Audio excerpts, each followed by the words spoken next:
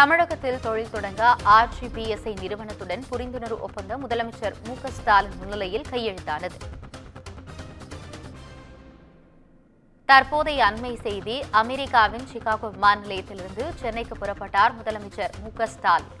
முதலீடுகளை ஈர்ப்பதற்காக அமெரிக்கா சென்றிருந்த முதலமைச்சர் மு.க.ஸ்டாலின் பயணத்தை முடித்துக் கொண்டு சென்னை திரும்புகிறார். தற்போதைய அண்மை செய்தி.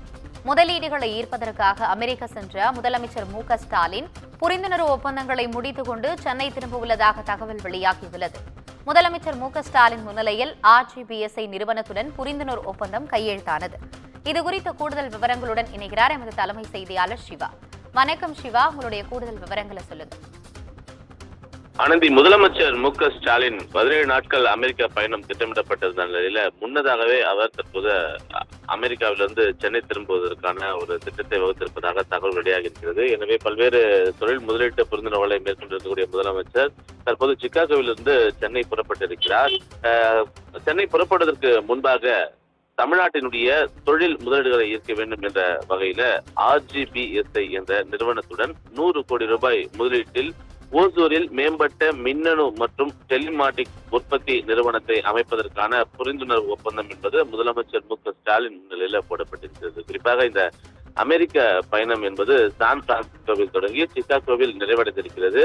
சான் பிரான்சிஸ்கோவில் சுமார் 1300 கோடி ரூபாய் முதலீடு பெறக்கூடிய வகையிலான புரிந்துணர்வு ஒப்பந்தங்கள் மேற்கொள்ளப்பட்டிருந்தன. அது மட்டுமல்லாமல் அந்த முதலீட்டின் மூலமாக 5000க்கும் மேற்பட்டவருக்கு வேலை வாய்ப்பு கிடைக்கக்கூடிய வகையில் அந்த முதலீடு அமைந்திருந்ததாக தொழில்துறை தெரிவித்திருந்தது. சிகாகோ நகரில் தான் பல்வேறு தொழில் முதலீட்டாளர்களை முதலமைச்சர் மு.க.ஸ்டாலின் சந்தித்திருக்கிறார். குறிப்பாக 5000க்கும் மேற்பட்ட கோடி 5000 கோடிக்கும் மேற்பட்ட ஒரு புதிய தொழில் முதலீட்டு ஒப்பந்தங்கள் முதலமைச்சர் மு.க.ஸ்டாலின் முன்னிலையில் போடப்பட்டிருக்கிறது.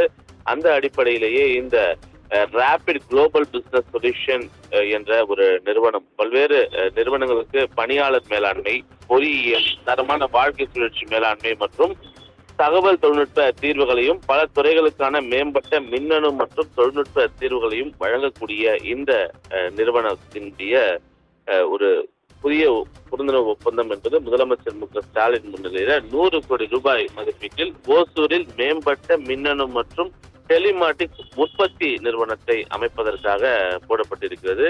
எனவே முதலமைச்சருடைய இந்த அமெரிக்க பயணத்தின் மூலமாக சான் பிரான்சிஸ்கோ, சிகாகோ போன்ற இந்த 2 நகரங்களிலும் இதுவரை மேற்கொள்ளப்பட்டிருக்கக்கூடிய புரிந்துணர்வு ஒப்பந்தங்கள், இதுவரை பெறப்பட்டிருக்கக்கூடிய வேலை வாய்ப்புகள் போன்றவை எல்லாம் எவ்வளவு என்பது தொடர்பான ஒரு விரிவான அறிக்கையை தொழில்துறை தயாரித்துக் கொண்டிருக்கிறது. இன்னும் சில மணி நேரங்கள்ல அந்த அறிக்கை என்பது வெளிவரும். இதற்கு முன்பாக இந்த 100 கோடி ரூபாய் புதிய தொழில் முதலீட்டு ஒப்பந்தங்கள் போடப்பட்டிருக்கக்கூடிய நிலையில தன்னுடைய அரசு முறை பயணத்தை முடித்துக் கொண்டு தமிழ்நாடு முதலமைச்சர் மு.க.ஸ்டாலின் அமெரிக்காவிலிருந்து சென்னை திரும்ப இருப்பதாகவும் அடுத்த 2 நாட்களுக்குள் அவர் சென்னை வந்தடைவார் என்றும் தமிழக தரப்பிலிருந்து தகவலாக தெரிவிக்கப்பட்டிருக்கின்றது.